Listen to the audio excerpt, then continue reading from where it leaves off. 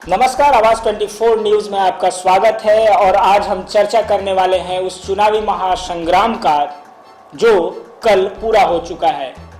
दूसरे चरण का मतदान पूर्णिया सहित बिहार के कुल 5 जिलों में कल जो है मतदान पूरा हुआ है। और आज हम पूर्णिया के आवाज न्यूज स्टूडियो में हम इसी बात पर चर्चा करने के लिए आज मौजूद हैं कि किस तरह से पूर्णिया में मतदान पड़ा, किस तरह से लोकतंत्र में लोगों ने भागीदारी ली अपने कीमती मतदान को करके। तो सबसे पहले हम ये बतलाएंगे कि कल जो है पूर्णिया में मतदान पूरा हो चुका है। काफ़ी ही चुस्त दुरुस्त जो है प्रशासनिक व्यवस्था देखने को नजर आई और काफ़ी ही बढ़ चढ़ कर लोगों ने इस लोकतंत्र के महापर्व में हिस्सा लिया और अपनी अपनी भागीदारी दी।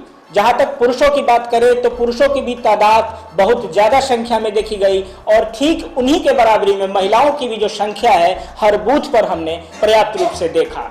आधी आबादी ने भी घर से निकल के, चाहे धूप हो चाहे गर्मी हो, लेकिन आधी आबादी ने भी अपने मत का प्रयोग, अपने मतदान का प्रयोग बढ़ चढ़ कर किया पूर्णिया के इस लोकतंत्र में, पूर्णिया के मतदान में। तो पूर्णिया के मतदान की जहां तक हम बात करें तो कल जो है पूरा औसत प्रतिशत पूर्णिया 65.63% रहा है पूरा मतदान पूर्णिया का। और पूर्णिया के अलग अलग विधानसभा क्षेत्रों की जहां तक बात करें तो उसके भी आंकड़े हमारे पास है कि कितना प्रतिशत मतदान किस विधानसभा क्षेत्र में हुआ है। जहां तक हम पूर्णिया सदर की बात करें वहां पर 63.16% यानी कि 63% मतदान लगभग पूर्णिया सदर में पड़ा है। वहीं कस्बा विधानसभा क्षेत्र की जहां तक बात करें वहां 69.82% और बनमनखी विधानसभा में 62.43% और रुपौली विधानसभा क्षेत्र में 62.83% मतदान पड़ा है। जहां तक धमदाहा की बात करें तो धमदाहा में 65.71% मतदान पड़ा है। वहीं कोढ़ा की जहां तक बात करें तो कोढ़ा में 69.83% मतदान पड़ा है। ऑल ओवर अगर हम पूर्णिया लोकसभा क्षेत्र की बात करें तो 65.63 यानी कि 65.63% मतदान पड़ा है। और निश्चित तौर पे ये 2014 से ज्यादा मतदान हुआ है। ज्यादा मतदान हुआ है इसका मतलब ये हुआ कि ज्यादा से ज्यादा संख्या में मतदाता जो है पूर्णिया में अपने अपने मत का प्रयोग किए हैं। तो कल जब मतदान पूर्णिया में हो रहा था, चप्पे चप्पे पर आवाज 24 न्यूज का जो है कैमरा लगा हुआ था। सभी विधानसभा में आवाज 24 न्यूज के संवाददाता अपने अपने कार्य को संपादित करने के लिए तटस्थ थे। और आज जहां तक हम बात करें कि पूर्णिया में किस तरह का चुनाव रहा, किस तरह की पोलिंग हुई, किस तरह के चुनावी लोगों का जो है मनोभाव रहा, क्या क्या हमारे कैमरे ने देखा, हमारे संवाददाताओं ने किस तरह से रिकॉर्ड किया पूरे चुनाव को और पूरे मतदान को, और किस तरह से पब्लिक का जो है उन्होंने रिव्यू को जानने की कोशिश की, उनके मनोभाव को जानने की कोशिश की। कुल मिला के कहें तो चुनावी माहौल कैसा था, हमारे चप्पे चप्पे पर संवाददाता मौजूद थे। और आज आवाज 24 के सारे वो संवाददाता जो कल पूर्णिया जिले के कोने कोने में रिपोर्टिंग कर रहे थे आज हमारे स्टूडियो में मौजूद हैं। तो मैं आपको परिचय कराना चाहूंगा। धमदाहा से अंकित कुमार, बनमनखी से अश्विन और के नगर से आलोक झा, कस्बा से अक्षय और पूर्णिया सदर से राजीव कुमार। संवाददाता ये हमारे आवाज 24 न्यूज के हैं जो इन्होंने कल सुबह 6 बजे से शाम के लगभग 7 बजे तक काफी मेहनत किया है और हर उस बूथ पर गए हैं जहां पर मतदान हो रहा था, जहां पर ये लोकतंत्र का पर्व जारी था। तो चलिए हम अपने संवाददाताओं से आपको हमने परिचय कराया और हम एक एक करके सभी संवाददाताओं से ये जानने की कोशिश करेंगे कि उनका जो अनुभव रहा है इस चुनाव के कवरेज के दरमियान, किस तरह का जो है अनुभव रहा है, किस तरह का मनोभाव उन्होंने लोगों के बीच देखा है। तो धमदाहा की जहां तक हम बात करते हैं तो सबसे पहले धमदाहा के हमारे अंकित कुमार संवाददाता हैं और स्टूडियो में मौजूद है। तो अंकित कुमार से हम जानना चाहेंगे कि अंकित, जब आप सुबह में उठे और मतदान के लिए कवरेज के लिए जो है आप निकले तो किस तरह का माहौल आपने बूथों पर देखा? इस बार का चुनाव जो था काफी अहम तरीके से था और हम जब वहाँ गए थे तो लंबी कतार लगी हुई थी। उसमें से ज़्यादा संख्या में महिलाएं और पुरुष दोनों बढ़ चढ़ के हिस्सा लिया था। और हमारे चुनाव आयोग की तरफ से भी जगह जगह पर टेंट और पब्लिक को कोई तरह का परेशानी ना हो, स्वास्थ्य संबंधित भी टीम खड़ी थी। और उसके बाद काफी संख्या में मतदाता वहाँ पे मौजूद थे। धमदाहा का जो मतदान प्रतिशत रहा है वो 65% लगभग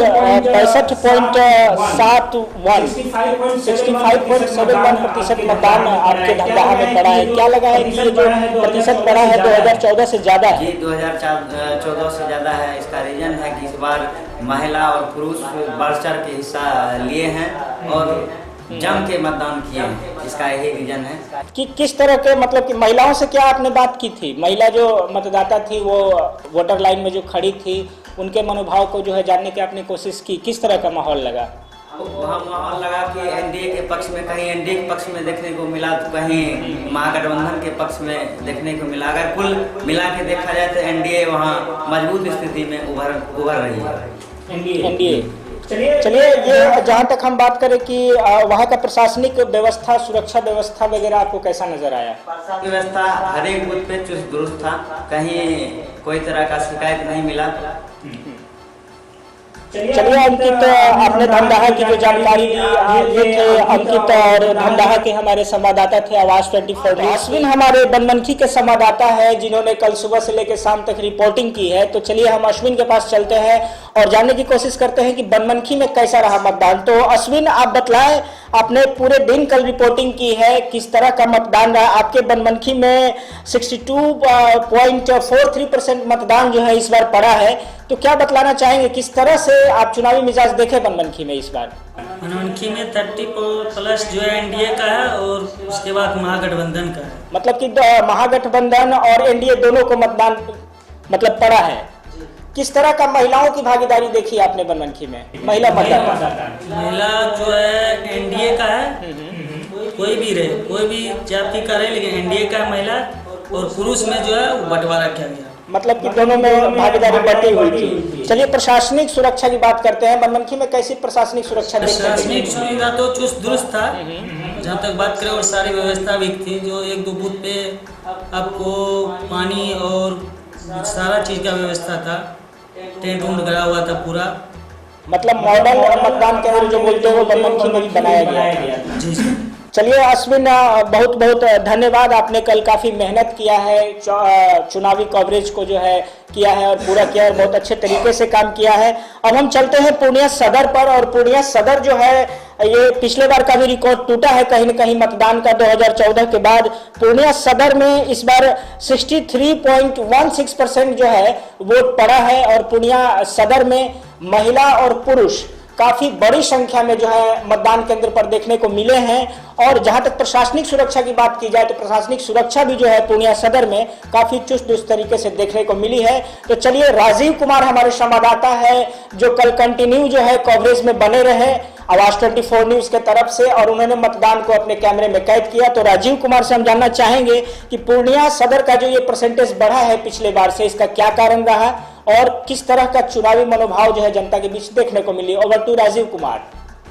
देखिए, पिछले बार 2014 से जो चुनाव हुए थे और इस बार जो चुनाव हुआ है 2019 में, तो कहीं ना कहीं वोट का परसेंटेज बढ़ा है। इसका कहीं ना कहीं मुख्य कारण विकास है और केंद्र में मोदी की सरकार को लेकर लोगों में एक जो नया उत्साह है, या उसे आप मैजिक कर सकते हैं, जादू कर सकते हैं, मोदी का मैजिक चल गया है। तो कहीं ना कहीं वो वोटर भी सामने आए जो पिछले बार सामने नहीं आए थे वोटिंग करने के लिए, क्योंकि उनको लगा कि अगर मैं वोट नहीं करता हूं तो कहीं केंद्र में मोदी की सरकार ना बने। तो केंद्र में मोदी की सरकार को दोबारा बनाने के लिए इस बार जो वोटर घर में रह गए थे वो निकल कर आए। और जैसा हर बूथ पर मैंने भी देखा कि सुबह 6 बजे से लंबी लंबी लाइनें लगी हुई थी, लंबी कतारें लगी हुई थी। और दूसरी बात आती है कि कहीं ना कहीं नए वोटर, युवा वोटर जो हैं, जिन्होंने इस बार पहला बार मतदान किया, युवा में खासतौर पे मोदी मैजिक चल रहा है। तो वोट का परसेंटेज ऑटोमेटिक चीज बतलाइए कि जहां तक पूर्णिया से मुख्य रूप से जो 2 प्रत्याशी हैं पूर्णिया के, उदय सिंह कांग्रेस के और एनडीए के तरफ से संतोष कुशवाहा थे, तो लोगों में जो दिखाई दिया क्या मोदी फैक्टर पे वोटिंग हुई है या यहाँ के जो प्रत्याशी हैं जो संतोष कुशवाहा और उदय सिंह के फैक्टर पर वोटिंग हुई है? देखिए, जहां तक पूर्णिया लोकसभा की बात है, यहाँ पे हर बार एक अलग समीकरण ही बनता है। वर्ष 2014 लोकसभा के इलेक्शन की मैं बात करूं तो वहां पे भी मोदी लहर थी, मगर वहां से बीजेपी कैंडिडेट पप्पू सिंह की हार हुई। और इस बार भी मोदी लहर है, लेकिन इस बार लोगों ने विकास के नाम पर वोट किया है संतोष कुशवाहा को। पिछले बार जो चुनाव हुआ 2014 में, वहां पे लोग पार्टी विशेष नहीं देखकर कैंडिडेट बेसिस पे वोट किए, जिसके कारण बीजेपी कैंडिडेट की हार हुई थी और संतोष कुशवाहा निकल गए थे। लेकिन इस बार जो है कहीं ना कहीं लोग विकास को देखकर वोट किए हैं कि केंद्र में मोदी की सरकार बनेगी तो देश का विकास होगा, तो कहीं ना कहीं पूर्णिया से शायद एनडीए ही निकलेगा। एनडीए का जो है आपको नजर आया कि ज्यादा वोटिंग हुई होगी। अगर हम एग्जिट पोल की बात करें तो आपके तरफ से अगर पूर्णिया शहरी क्षेत्र की बात करें तो बीजेपी मतदाता ज्यादा थे। पूर्णिया शहरी क्षेत्र की मैं बात करूं तो पूर्णिया क्षेत्र में जो जातीय समीकरण के आधारित समीकरण बन रहा है, उसके आधार पर है कि मुस्लिम बहुलक जो भी वोटर हैं उन्होंने शायद एक तरफा ही वोट किया है कांग्रेस को। क्योंकि जो सोशल साइट पे जो भी आप पढ़ते हैं न्यूज वगैरह, तो सारे जितने भी कैंडिडेट आते हैं वो एक तरफा कांग्रेस को समर्थन देते हैं। दूसरी तरफ कहीं ना कहीं यादव कम्युनिटी भी दो खेमे में बढ़ चुकी है, एक एनडीए के लिए, एक कांग्रेस के लिए। तो कहीं ना कहीं डोलड्रम की स्थिति आ सकती है इस चुनाव के समीकरण के बाद। चलिए, उदय सिंह का जो है बीजेपी छोड़ कांग्रेस में जाना क्या लगता है कि फायदेमंद रहा है चुनाव में? कैसा लग रहा है कि मतलब लोग क्या उनको एक्सेप्ट किए, मतलब अचानक वो बीजेपी को छोड़ करके कांग्रेस में आए और उनके कार्यकर्ता भी बिखरे, कांग्रेस दल के जो कार्यकर्ता थे क्या उनका जो है जुड़ाव पप्पू सिंह की तरफ आया, झुकाव आया, वो मतदान में जो है मत के रूप में क्या कन्वर्ट हुआ है? देखिए, पूर्णिया की जनता ने हमेशा जो भी चुनाव प्रक्रिया में भाग लिया है उन्होंने विकास के मुद्दा को और पार्टिकुलर कैंडिडेट बेसिस पे वोट किया है। तो पप्पू सिंह की छवि स्पष्ट शुरू से रही है। उनके रीजन में वो 2 बार सांसद रहे पूर्णिया के एनडीए प्रत्याशी के रूप में बीजेपी की तरफ से। तो पूर्णिया का शांत माहौल रहा। तो एज ए प्रत्याशी सिंगल कैंडिडेट की अगर मैं बात करूं तो पूर्णिया में उनके कई वोटर हैं, इससे दो राय नहीं है। लेकिन अगर कांग्रेस की मैं बात करूं कि कांग्रेस टिकट पे मिलने पे उनका क्या जन समर्थन है, तो जन समर्थन कांग्रेस के जो वोटर हैं वो ऑब्वियस है कि उनको सपोर्ट मिला है, पप्पू सिंह को मिला है। पप्पू सिंह को ऑब्वियस है कि कांग्रेस के जो समर्थक हैं, वोटर हैं, उनका समर्थन ऑब्वियस मिला है। इसके बावजूद भी जो पूर्णिया के लोकल अदरवाइज कैंडिडेट हैं वो जो पार्टी विशेष नहीं देखकर कैंडिडेट विशेष पे वो फोकस करते हैं, वो वोट करते हैं, तो कहीं ना कहीं उनका भी फायदा पप्पू सिंह को मिलने वाला है इस बार के इलेक्शन में। चलिए, कहीं ना कहीं उनका जो ये जातिगत समीकरण भी काम आया है इस बार उदय सिंह का पूर्णिया में। और कांग्रेस के मतदाता, जहां तक मुस्लिम मतदाताओं की जहां तक बात करें तो किस तरह का आंकड़ा नजर आया कांग्रेस के प्रति झुकाव अगर देखें तो मुस्लिम जो मतदाता है पूर्णिया में?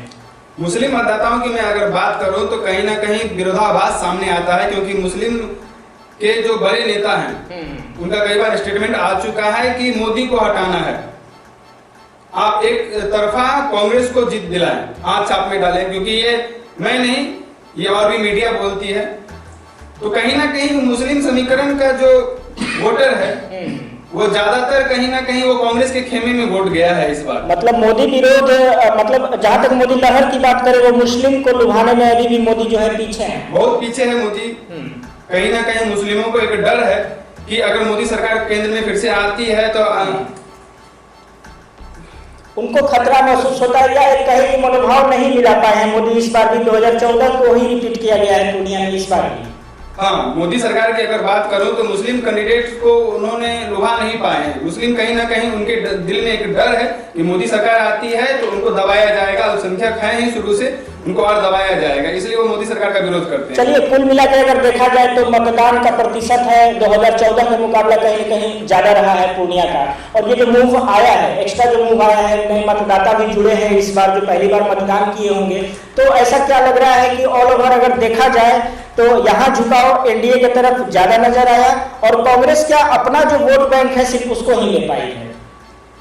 जो वोट का परसेंटेज बढ़ा है वो ऑब्वियस है कि वो नए वोटर आए हैं, घर से महिलाएं निकलती हैं, वो सारे नए वोटर हैं जिनके कारण वोट का रेशियो इस बार बढ़ा है। और वो वोट का रेशियो सिर्फ मोदी फैक्टर के कारण बढ़ा है, क्योंकि आज कहीं भी खबर के दौरान बिफोर इलेक्शन में गया, वहां पे एक ही चीज थी, मोदी मोदी मोदी, युवा में एक जोश था। तो कहीं ना कहीं ये वोट का जो परसेंटेज इस बार बढ़ा है वो मोदी फैक्टर के कारण बढ़ा है। और कांग्रेस का जो अपना समर्थित वोट है सिर्फ वो वही गेन कर पाया है इस बार के इलेक्शन में। चलिए, कल काफी शिकायतें आई थी ईवीएम मशीन खराब होने की और इसके कारण मतदान भी जो है कई बूथों पर, एक दो बूथ की ये कहानी नहीं है, लगभग कई बूथों पर जो है मतदान किसी बूथ पर 1 घंटे, किसी बूथ पे 2 घंटे बाधित रहा है। इस पर क्या प्रशासन को क्या कहा जाए कि ये जो खराबी आई ईवीएम में, ये मतलब कि पहले से इस तरह का मशीन का प्रॉब्लम माना जाए कि यहाँ पर जो पीठासीन अधिकारी थे वो इस तरह से कंट्रोल नहीं कर पाए कि इस समय से जो है मतदान शुरू हो सके। ईवीएम कल का काफी बड़ा जो है परेशानी का सबब बना है हर बूथों पे लगभग। कहीं ना कहीं इसमें प्रशासन की चुस्ती पे सवाल उठाया जा सकता है, क्योंकि जिस ढंग से खबरें आई, कहीं कहीं 1 बजे और कहीं कहीं 2 बजे बाद इलेक्शन शुरू हुआ, वोटिंग डालना शुरू हुआ है। कहीं ना कहीं इसका मतलब है कि पूर्णिया में जो निर्वाचन पदाधिकारी थे उसकी चुस्ती पे सवाल उठना लाजिमी है, क्योंकि पिछले बार लोकसभा चुनाव में कहीं भी ईवीएम की खराबी की खबरें नहीं आई थी। इस बार कुछ ज्यादा थी खबरें। इस बार 2019 में पूर्णिया में खासतौर पे ईवीएम को खराबी को लेकर वीवीटी पैड का खराब होना, ईवीएम मशीन का खराब होना, इस बार ज्यादा शिकायतें मिली और उसके कारण कहीं ना कहीं बहुत सारे वोटर्स घर को वापस हो गए। तो मतलब आप मानते हैं कि वोट प्रतिशत और भी बढ़ सकता था अगर सारे ईवीएम एक्टिव होते, अगर उसमें इतनी ज्यादा प्रॉब्लम। अगर सारे ईवीएम मशीन और सारे वीवीपी पैड अगर सुबह से ही सही रहते तो कहीं ना कहीं वोट परसेंटेज का रेशियो और बढ़ना था, क्योंकि लोग 6 बजे सुबह से ही लंबी लंबी कतारें में खड़े थे और 2 बजे तक लोग हार गए, उनको लगा कि अब वोटिंग नहीं कर पाएंगे। और दोपहर में जैसा कि था कई बूथों पर संख्या मतदाताओं की काफी घट चुकी थी, क्योंकि धूप बहुत ज्यादा था और हर जगह भी एक वजह थी। हाँ, गर्मी काफी थी और हर जगह आदर्श मतदान केंद्र प्रशासन द्वारा नहीं बनाया गया था, जहाँ पे लंबी कतारों में लोग धूप में खड़े थे। तो इस वजह से भी वो लोग वापस हो गए। तो अगर कहीं ना कहीं समय प्रशासन, जिला प्रशासन, निर्वाचन पदाधिकारी वीवीपी पैड और ईवीएम मशीन को सही समय पे सुचारू रूप से चालू करवा देते तो वोट का रेशियो और बढ़ सकता था पूर्णिया में इस बार। चलिए वो तो अब पास्ट हो गया है, हमने आंकड़े निकाले तो इस तरह की खबरें आई कल, जिस पर हमने आपसे चर्चा की। को अगर कुल मिला के बोला जाए तो कहीं ना कहीं लोकतंत्र कल पूर्णिया में अपना काम पूरा किया है। लोग जो है घर से निकले हैं और मतदान दिए हैं, महिला भी बढ़ चढ़ के हिस्सा ली है इस चुनाव में। तो चलिए, पूर्णिया की जहाँ तक बात करें तो लगभग ऑल ओवर मिलाकर देखा जाए तो मतदान प्रतिशत के साथ अगर उसको नजर डाला जाए तो मतदान जो है काफी संतोषजनक रहा है। प्रशासनिक सुरक्षा व्यवस्था भी संतोषजनक रही है। तो पूर्णिया सदर की जहां तक बात करें तो आपने हमारे संवाददाता राजीव कुमार को सुना, पूरे दिन भर की जो है गतिविधियां उन्होंने हमसे शेयर की और किस तरह का मनोभाव रहा, किस तरह का चुनावी मिजाज रहा लोगों का, ये भी राजीव कुमार हमारे संवाददाता ने आपको जानकारी दिया। तो चलिए अब हम दूसरे विधानसभा क्षेत्र में भी जानते हैं कि किस तरह से हमारे संवाददाता ने काम किया और किस तरह का जो है उनका मनोभाव रहा है। तो हम के नगर की जहां तक बात करें तो के नगर में हमारे आलोक राज संवाददाता हैं और आलोक राज भी दिन भर रिपोर्टिंग में सुबह से शाम तक लगे रहे आवाज 24 न्यूज की तरफ से। और आलोक राज से अब हम जानते हैं। तो आलोक राज बतलाइए कि कल का जो मतदान रहा है आपके क्षेत्र में के नगर, कैसा मतदान रहा है, किस तरह का लोगों का जो है आप मनोभाव कल देखे, किस तरह का अगर कुल मिला के देखा जाए तो किस तरह का मतदान कल गुजरा है? कल जो है सब सुबह में ही जितने भी मतदाता थे सब लाइन क्रमबद्ध होकर आए थे और सुबह में ही आए थे। अल्पसंख्यक महिलाओं का जो हुजूम था, वो उनका जो जनसैलाब था वो सुबह 6 बजे से लेकर फर्स्ट वीक मतलब 12 बजे तक बहुत ज्यादा भीड़ भाड़ रहा है। तो क्या देखिए, अगर बात करें हम महिलाओं की संख्या की तो संख्या प्रतिशत में भी बढ़ोतरी हुई है जी। आपकी जो के नगर की जहाँ तक बात करें और बनमनखी की जहाँ तक बात करें तो लगभग जो है 63 से 64% जो है मतदान हुआ है। 2014 का भी कवरेज आपने किया है और 2014 के मुकाबले अगर इस बार का चुनाव देखा जाए तो क्या संख्या में ज्यादा बढ़ोतरी और प्रतिशत में बढ़ोतरी है, किस तरह इशारा कर रहा है, किस समीकरण को ज्यादा सपोर्ट मिलता नजर आया? क्योंकि सरकार के जो इनके जो कार्य विकास है उसको देखते हुए बहुत से महिलाओं से हमने बात की थी। उनको उज्ज्वला योजना के तहत से गैस सिलेंडर मिला था, कुछ लोगों को शौचालय मिला था। तो ये छोटा छोटा जो वर्क है जो मोदी सरकार ने किया है उसको देखते हुए महिलाओं और पुरुषों का जो हुजूम था विकास को देखकर वो वोट करने के लिए आए थे। विकास मुद्दा रहा है क्या, मतलब कि जातिगत समीकरण की अगर बात करें तो क्या कोई फैक्टर जातिगत समीकरण का भी रहा है? जातिगत समीकरण जो है बहुत ज्यादा मायने रखता है। वो चुनाव में आप जानते ही हैं और अफवाह का बाजार बहुत ज्यादा जोर शोर से चल रहा था और इसी बीच में मतदान हो रहा था और और एक चीज बतलाइए कि जहाँ तक प्रत्याशियों की बात करें तो कांग्रेस में उदय सिंह बैग एक पुराना बीजेपी का चेहरा रहे हैं, शुरू से 2 बार सांसद भी रहे हैं, और संतोष कुशवाहा दूसरी तरफ थे। संतोष कुशवाहा का जो प्रचार रहा है शुरू से वो निजी से ज्यादा नरेंद्र मोदी को डिनोट करके इन्होंने प्रचार प्रसार किया है कि अगर प्रधानमंत्री बनाना है मोदी को तो आप हमको वोट दीजिए। क्या कांग्रेस में जाने के बाद उदय सिंह को आपके के नगर से कुछ फायदा हुआ है कि सिर्फ संतोष कुशवाहा और मोदी यही देखा गया है? फायदा तो हुआ है, उदय सिंह को बहुत ज्यादा फायदा हुआ है उसके जाने से, लेकिन बहुत ज्यादा नुकसान नहीं हुआ है। नुकसान ये हुआ है कि उन्होंने 10 साल में जो संगठन पैदा किया था, तैयार किया था बीजेपी के तहत, वो संगठन जो है उनका टूट चुका था। उनको आशा था कि उनको टिकट मिलेगा बीजेपी के द्वारा और वो नए जोश के साथ काम कर पाएंगे, लेकिन उनका जो टूट गया संगठन, तो वो जब कांग्रेस में आए हैं तो कांग्रेस में चूंकि नया थे, 10 साल के बाद उनकी पुनर्वापसी हुई थी, तो उसके ऊपर भी बहुत ज्यादा प्रभाव पड़ा है। कार्यकर्ता जो रहे हैं, जो बीजेपी के कार्यकर्ता और जदयू के कार्यकर्ता जो है, गठबंधन तो हो गया, लेकिन जब जमीनी हकीकत देखी जाए तो जमीन पर क्या नजर आया? दोनों कार्यकर्ता मिलकर के गठबंधन को जिताने में थे। एनडीए की मैं बात कर रहा हूँ। जी, हमको जहाँ तक लगा तो बीजेपी के जो कार्यकर्ता थे वो थोड़ा निष्क्रिय थे, क्योंकि उनके जो चेहरे थे वो उदय सिंह थे, जिनको कि टिकट नहीं मिला था, वो थोड़ा मायूस थे। तो हमें लगता है कि उनका जो निष्क्रियता है, क्योंकि वो जदयू से टिकट लेकर आए थे संतोष कुशवाहा जी, तो मुझे ऐसा लगता है कि उनका जो संगठन था वो बहुत ज्यादा सक्रियता के साथ कार्य नहीं कर पाई है। जहाँ तक कांग्रेस की बात करें तो पूर्णिया में कांग्रेस की जनाधार उतनी मजबूत नहीं है, हालांकि बिहार में भी नहीं है, पूर्णिया में भी उस तरह का कांग्रेस विकसित नहीं हो पाया। तो क्या ये माने कि उदय सिंह का कांग्रेस से खड़ा होना, या कुछ लोगों का ये भी कारण है कि अगर निर्दलीय खड़ा होते तो ज्यादा जनता मिलता? आपको कैसा लगा कि कांग्रेस से आना इनका वोट प्रतिशत बढ़ा रहा है कि निर्दलीय अगर खड़े होते तो इनको वोट प्रतिशत ज्यादा मिलता? मेरा ऐसा मानना है कि कांग्रेस से लोग आए हैं, जिसके कारण उनका जो माई समीकरण है महागठबंधन का, वो उनको पुष्टि करता है। और हुआ भी 12 बजे के बाद ऐसा ही हुआ कि कुछ देर 12 बजे के बाद जो दूसरा सेशन था वहाँ पर अल्पसंख्यक मतदाता, माई समीकरण के जो मतदाता थे, वो सब एक होकर वोट बंद होकर 12 बजे के बाद उदय सिंह को वोट किया है। जहाँ तक जातिगत समीकरण की बात करें तो क्या वहाँ पर भी एक फैक्टर था कांग्रेस के प्रति या एनडीए के प्रति? मुस्लिम मतदाताओं की बात करें तो आपके के नगर में किस तरह की संख्या है मुस्लिम वर्ग की? मुस्लिम वर्ग की संख्या बहुत ज्यादा है के नगर में। मुस्लिम मतदाता ही तय करते हैं कि किसको लीड देना और किसको पीछे करना है। तो शुरुआती दौर जो है 7 बजे से 12 बजे तक, तो वहाँ जो हमने के नगर में देखा, वहाँ पे 2-4-5 गाँव में भी हम जाके घूम के बात भी की अल्पसंख्यक मतदाताओं में।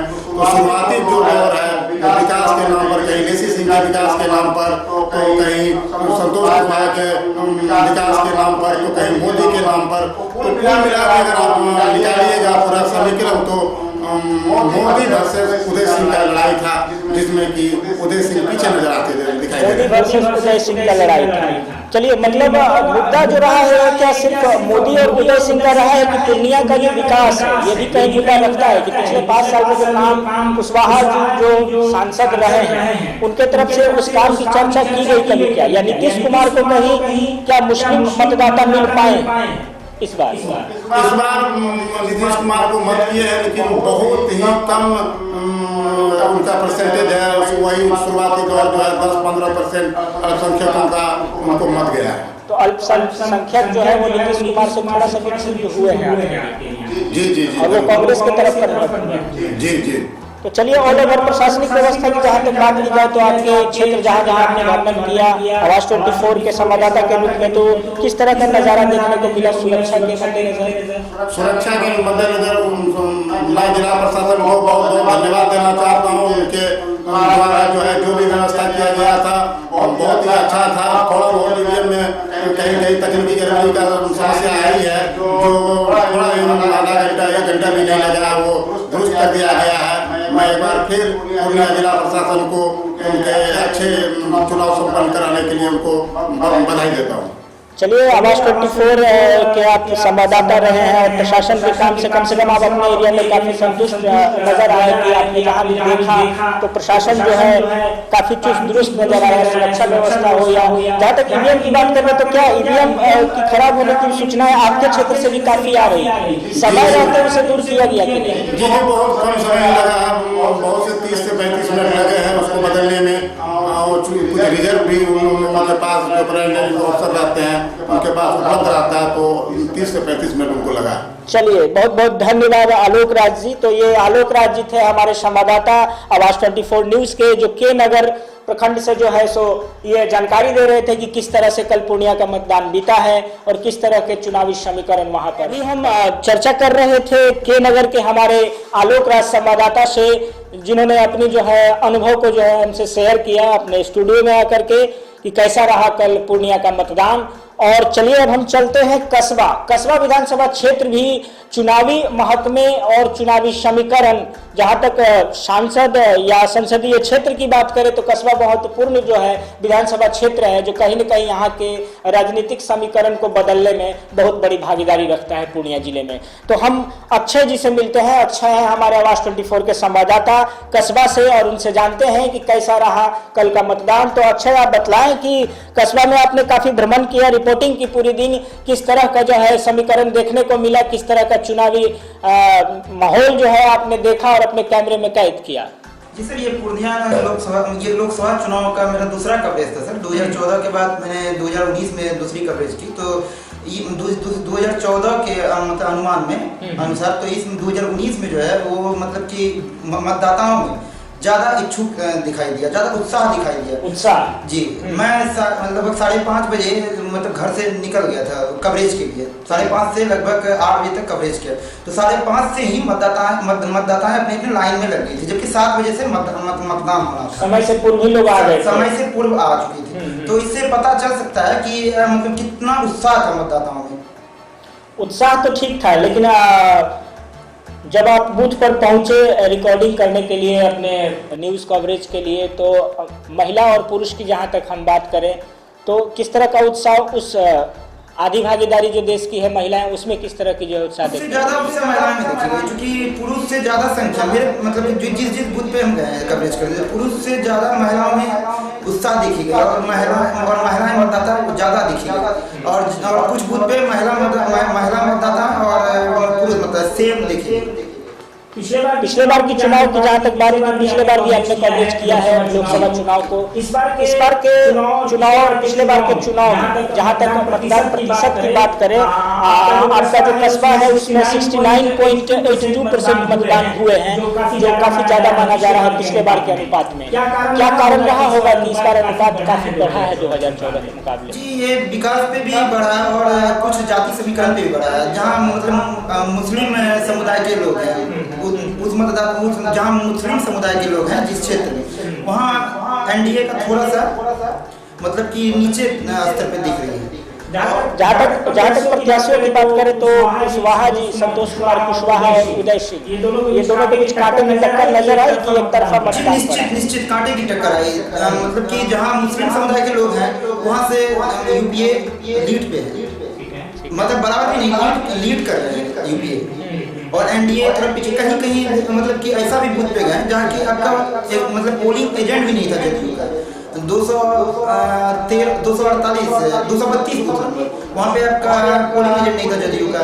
फिर आपका मतलब कदवा स्कूल 213 वहाँ भी पोलिंग एजेंट नहीं था, तो कहीं भी पोलिंग एजेंट तक नहीं दिखाई दी जदयू। पोलिंग एजेंट नहीं थे, चलिए वो तो अलग बात हो गई, लेकिन जहाँ तक बात करें कि मोदी फैक्टर भी कस्बा में नजर आया कि सिर्फ प्रत्याशी जो यहाँ के थे उसी पर वोट नहीं, निश्चित मोदी फैक्टर तो है ही, और युवा में मतलब खास करके ज्यादा मोदी फैक्टर का, मोदी एक मतलब कि होता है ना कि लहर बहुत मतलब युवा में बहुत ज्यादा, जो शहरी क्षेत्र है वहाँ ज्यादातर लहर, और बाकी आप जब ग्रामीण में जाइएगा, जब अल्पसंख्यक समुदाय के लोग के पास वहाँ पे थोड़ा सा मोदी फैक्टर भी कम रह रही है। चलिए ठीक है, मोदी फैक्टर था, मोदी लहर इस बार भी देखने को मिला। जहाँ तक उदय सिंह की बात करें तो बीजेपी छोड़ वो कांग्रेस में आए हैं, तो एक समय होगा जब वो बीजेपी के लिए वोट मांगने के लिए आपके विधानसभा भी जाते होंगे, कस्बा में भी जाते होंगे। इस बार क्या उनके जो कार्यकर्ता रहे हैं पुराने बीजेपी के, वो क्या पूरी तरह से एनडीए में थे कि वहाँ पर भी कुछ ऐसा समीकरण मिला कि असंतुष्ट नजर आए कार्यकर्ता? असंतुष्ट तो स्वाभाविक है कि होगा ही, क्योंकि इतने वर्ष उनके लिए काम किया था और मतलब बीजेपी के लिए, और अचानक यहाँ तुरंत मतलब अचानक यहाँ जदयू का सीट होना थोड़ा सा है कि मतलब कि होगा ही, तो असंतुष्ट होना ही है। चलिए एक चीज बताइए कि मतदान जो कल हुआ है, तो यहाँ पर बात हो रही है कि उदय सिंह बनाम कुशवाहा हुआ है या उदय सिंह बनाम नरेंद्र मोदी? नहीं, उदय सिंह बनाम नरेंद्र मोदी। देखा अपने टेलीविजन स्क्रीन पर आवाज 24 न्यूज के कि किस तरह का मतदान पूर्णिया जिला का कल संपन्न और से जुड़े हुए संवाददाताओं ने आपको जानकारी दी, अपने अनुभव को शेयर किया आपसे कि किस तरह जो है ये लोकतंत्र का महापर्व दूसरे चरण का पूर्णिया जिला में संपूर्ण हुआ है।